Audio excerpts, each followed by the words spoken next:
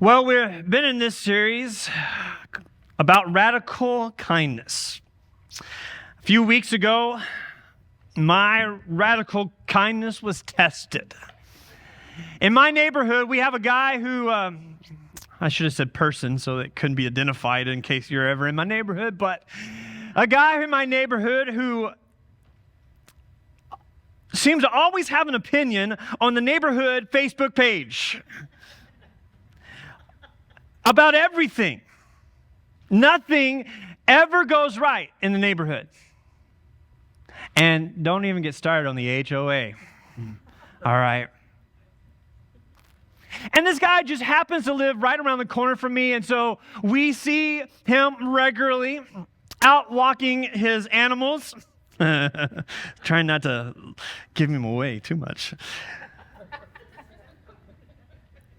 And when you see him coming down the street, you think about all the things he's put on Facebook, and you have a lot of thoughts that go through. I have a lot of thoughts that go through my mind, all right?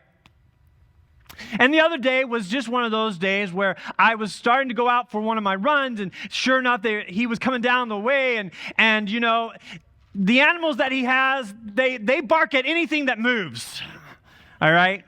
Anything that moves. And sometimes it's a little bit much, but I just kept on running, and I had my earphones in and thought, I'm just going to do my thing, just keep on going. Ran on past him. I got into my run, about halfway through it, I started thinking about, I wasn't very nice to that guy when I ran past him. You are in a series on being kind to people.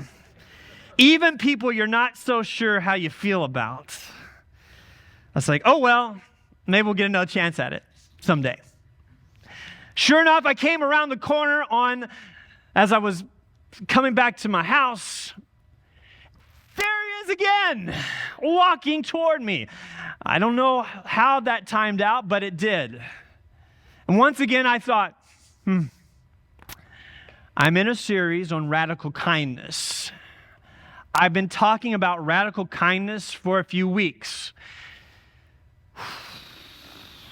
So I mustered up the best smile that I could, and I said, I hope you have a really good rest of your night.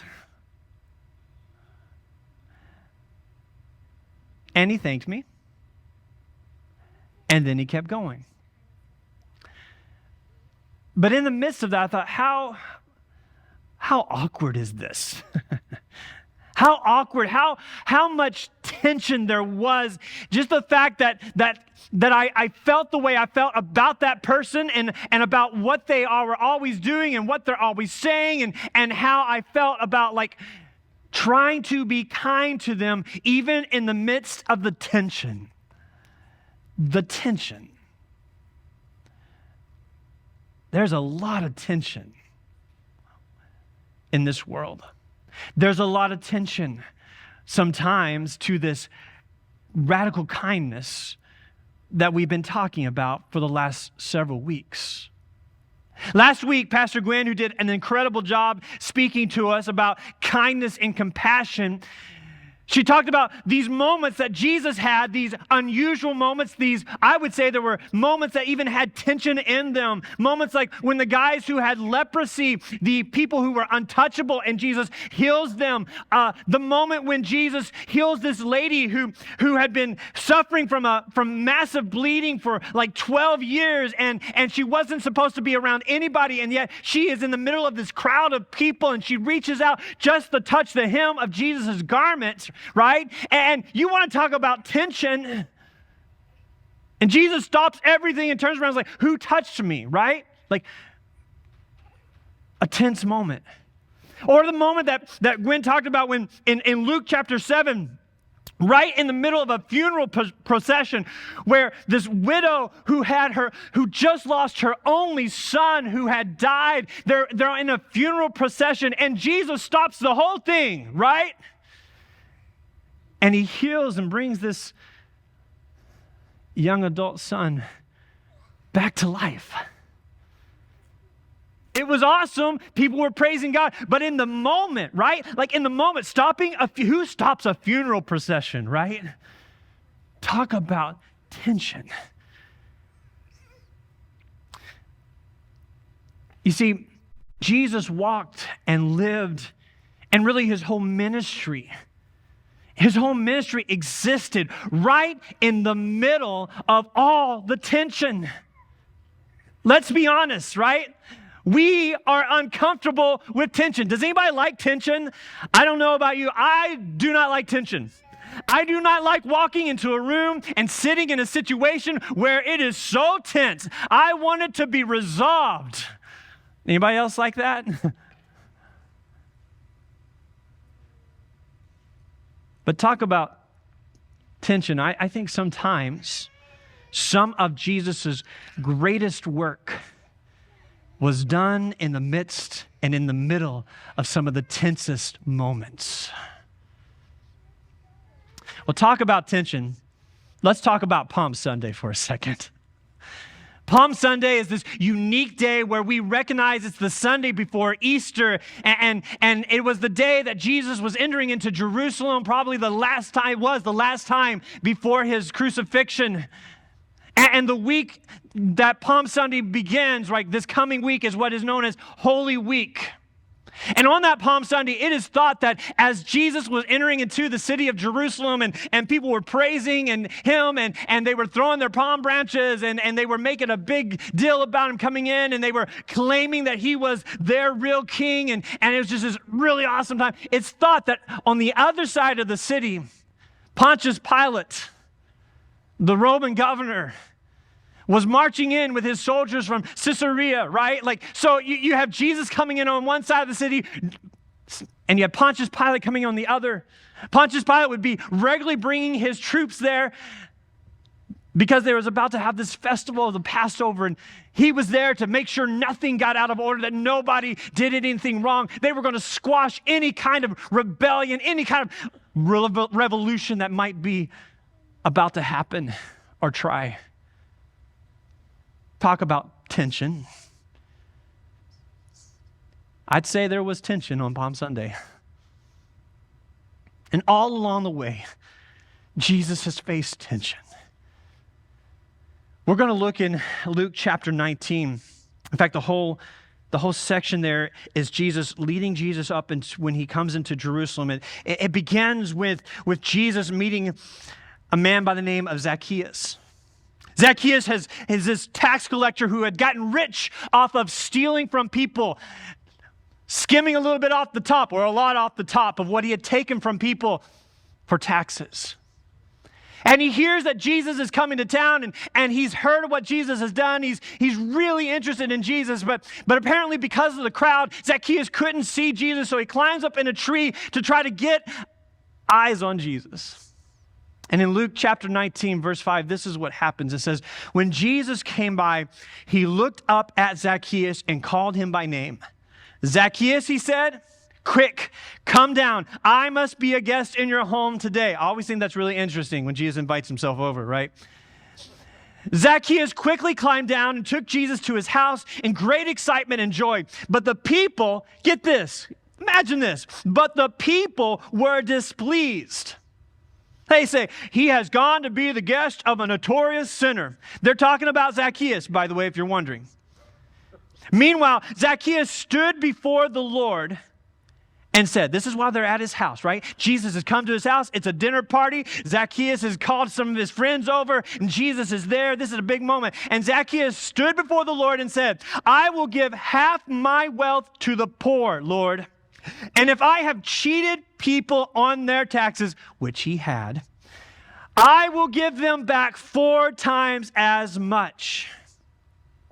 Get what Jesus says. Jesus responded, salvation has come to this home today, for this man has shown himself to be a true son of Abraham. Let's read the last line together, can we? Here we go. Ready? For the Son of Man came to seek and save those who are lost. Talk about tension. Now, I've never really looked at this story or contemplated it having any tension in it. I mean, I've seen all the parts about Zacchaeus, how Zacchaeus wants to see Jesus, how Jesus sees Zacchaeus in the tree, about how Jesus invites himself over to Zacchaeus' house. I've read that part about what the people were trying to say about, they were saying that about Zacchaeus, but they were trying to tie this to Jesus, right? Like, if you hang out with a notorious sinner, then you are probably a notorious sinner too, right? So they're trying to do that. They're trying to label Jesus. I've read about how Zacchaeus responds to Jesus. Like, I've always seen it as this warm scene unfolding where Jesus is kind to Zacchaeus. And I looked at it as like, this is just an all-around good story. But if you really dive into that last statement that Jesus makes about Zacchaeus, something happens that I believe now really puts Jesus in a tense moment. After all, the people had just said what they said about Zacchaeus, a notorious sinner. Basically, a sinner who is outside of the faith, a sinner who is an outsider to God. In other words, Zacchaeus was not one of them. And then Zacchaeus has this transformational experience with Jesus. And the experience that Zacchaeus has causes him to commit to making things right with people he had wronged. Did you see that? And then Jesus declares in front of everyone, all those people who said what they had said about Zacchaeus, basically what Jesus is saying there in that last portion is, Zacchaeus gets it. Zacchaeus is not an outsider, but actually Zacchaeus now represents what it means to be the people of God, the true son of Abraham. And then Jesus says, this is why he has come. I have come to seek and save those who are lost.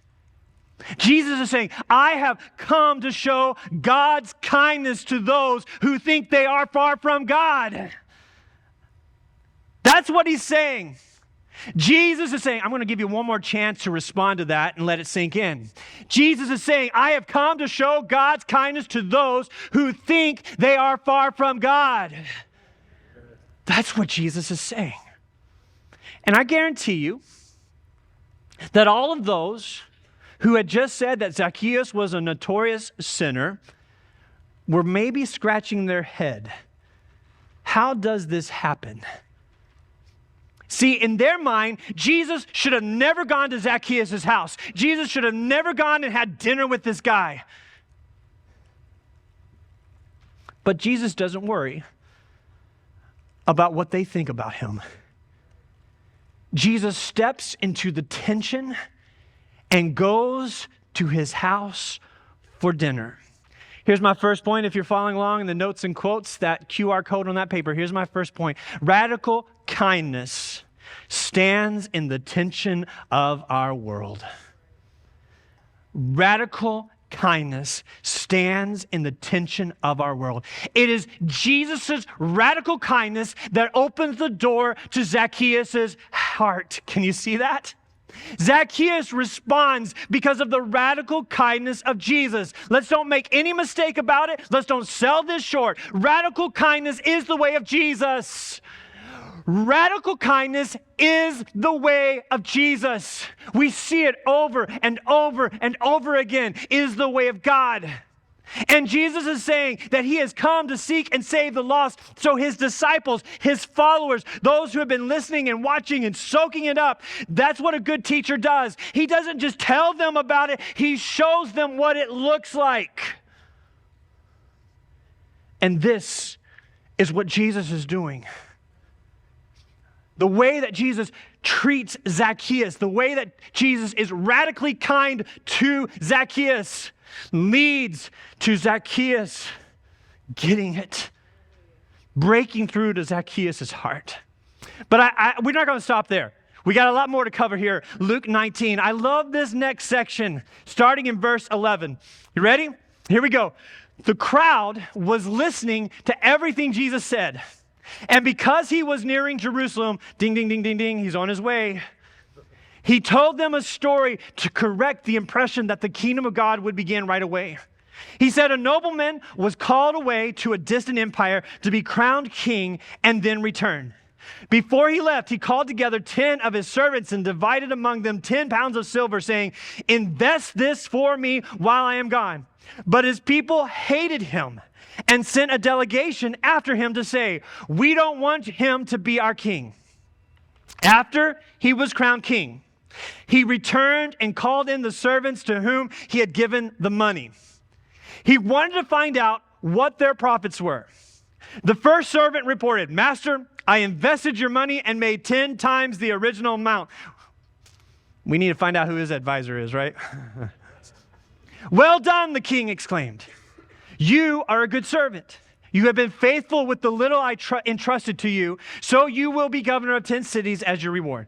The next servant reported, "Master, I invested your money and made 5 times the original amount." "Well done," the king said. "You will be governor over 5 cities." But the third servant brought back only the original amount of money and said, "Master, I hid your money and kept it safe. I was afraid because you are a hard man to deal with, taking what isn't yours and harvesting crops you didn't plant." "You wicked servant," the king roared. This is a story Jesus is telling, right? "Your own words condemn you. If you knew that I am a hard man who takes what isn't mine and harvests crops I didn't plant, why didn't you deposit my money in the bank? At least I would have gotten some interest on it." Then, turning to the others standing nearby, the king ordered, "Take the money from this servant and give it to the one who has 10 pounds. "But master," they said, "he already has 10 pounds. "Yes," the king replied, "and to those who use well what they are given, even more will be given. But from those who do nothing, even what little they have will be taken away. And as for these enemies of mine who didn't want me to be their king, bring them in and execute them right here in front of me." That king is very harsh, all right? First of all, speaking about the tension here. These people are watching and they're listening to Jesus. They've watched what has unfolded with Zacchaeus, and now they are mesmerized by Jesus. They are mesmerized by what he means that the Son of Man has come to seek and save those which are lost. And so they're hanging on the words of Jesus. They are anticipating this kingdom that Jesus is always talking about. Is it about to unfold right now? It is. They're so excited, which is why as we lead up to Jerusalem, that they're waiting for him, and that the crowds are gathering for Jesus to enter into Jerusalem. There's such anticipation, and Jesus needs to set some things straight. And so he tells them this parable. He talks about a nobleman who goes away to a distant empire to be crowned king. But before the guy goes to be crowned king, he calls in the servants and he divides his 10 pounds of silver. And he tells them, when he divides this up among them, to go and invest it. And then, while he's on his way to be crowned king, his own people, who he's supposed to be king of, send a delegation to tell him they don't want him to be their king. And then Jesus says that this king comes back anyway, and he is king. Clearly, the parable Jesus is trying to make them a connection to, he's talking about himself, right? And the people who reject him are the Jewish leaders and their followers at that time. And the servants are Jesus' followers and his disciples. Well, then it says that the king returns. Jesus tells a story. It's a parable. It's a story that Jesus is telling. The king returns and calls his servants in.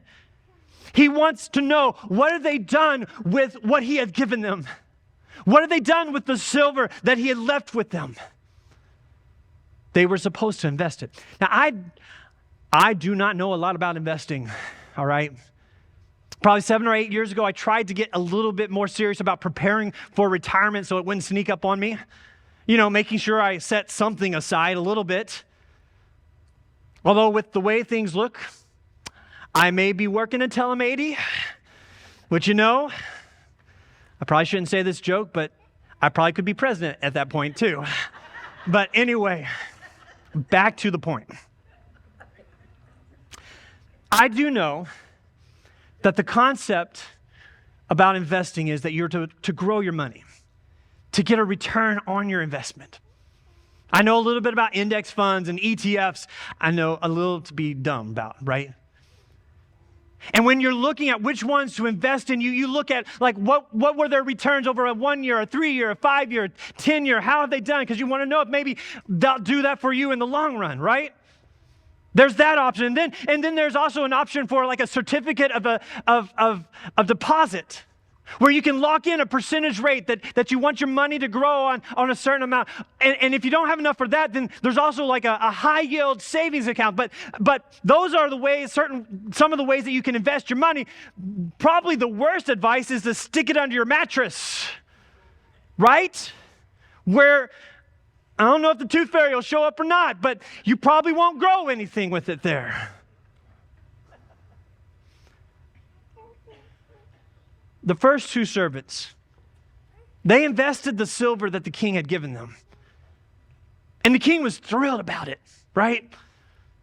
But the third servant, he decided that because the king was such a harsh man, in fact, it says right there, he says, I was afraid because you are a hard man to deal with, taking what isn't yours and harvesting crops that you didn't plant. I mean, not only does the servant not do what he was told to do, but man, he insults him. He insults the king. And what ends up is the king takes what this guy has and he gives it to the other servants.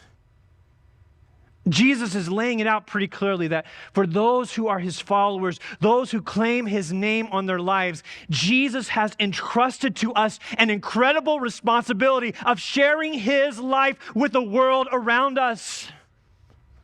The silver, the very resource that has been left in our hands is the life of Jesus. We have a responsibility to do something with this Jesus that we have been given. And when we look at Jesus' life, when we look at the stories like the funeral procession to Zacchaeus, we see Jesus living out and showing us what radical kindness looks like. It's not just a warm, fuzzy thing. It is a way of life that Jesus shows us.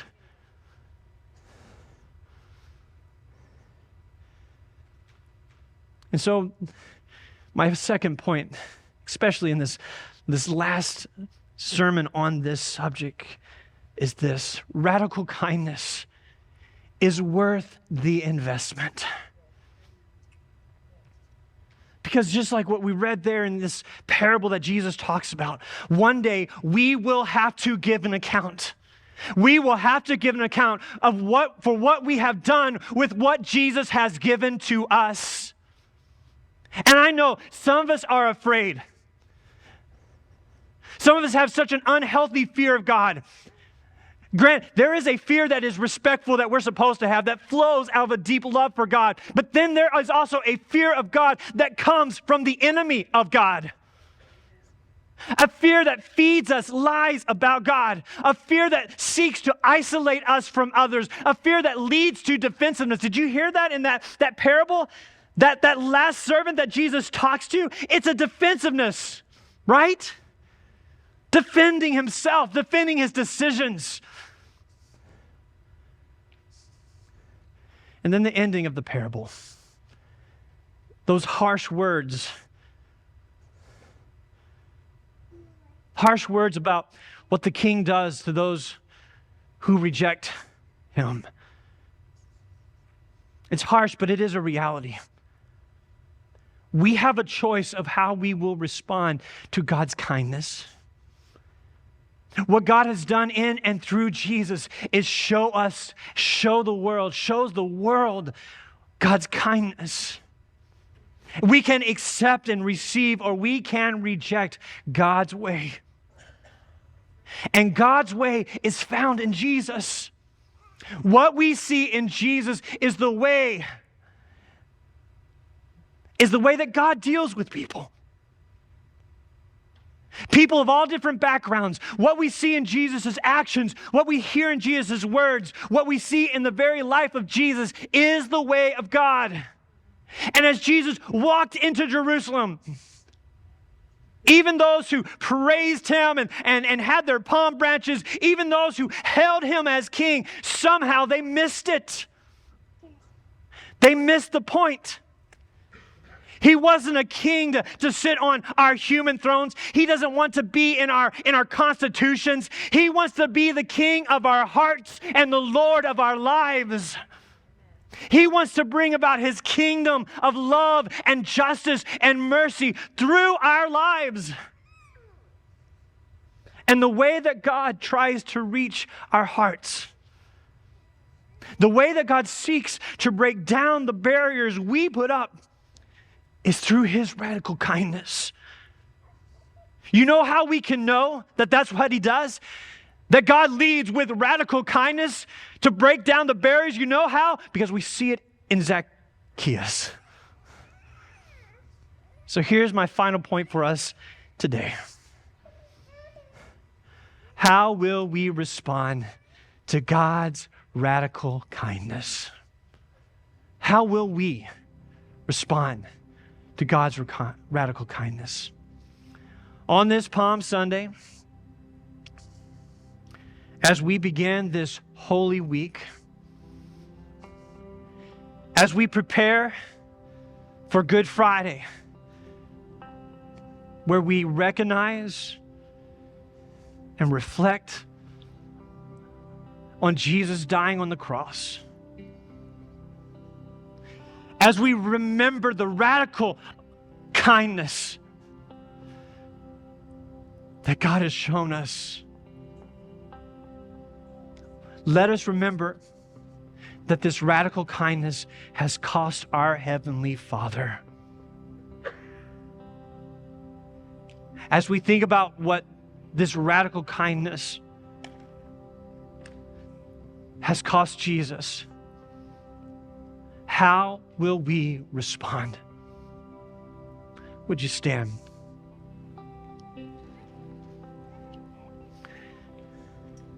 Would you bow your heads as we move into a time of reflection? Close your eyes. I just want us to, let's just sit in this for a moment.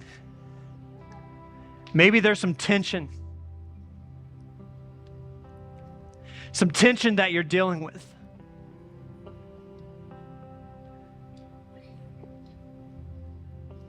Maybe you've been holding back because you live with an unhealthy fear of God.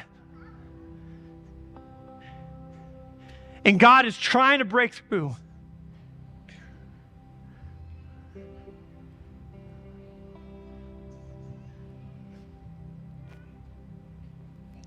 Today I want to invite you, if you have not begun a relationship with Jesus, I invite you to say a simple prayer. It goes like this: Jesus, I give you my life. Jesus, I confess my sins and I ask for forgiveness. Jesus, I trust that you do forgive me, and I receive your forgiveness and accept your love.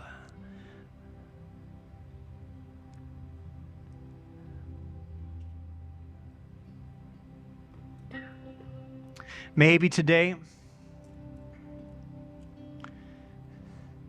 you need to pause and think about what Jesus has given you.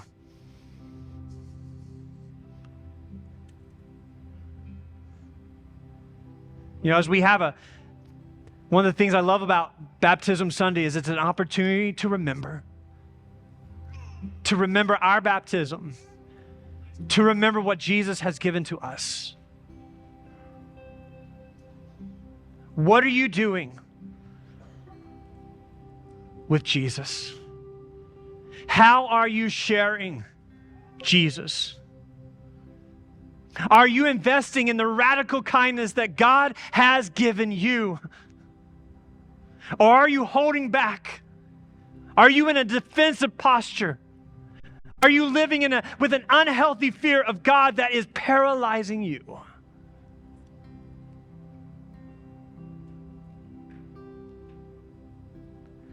What are you doing with Jesus?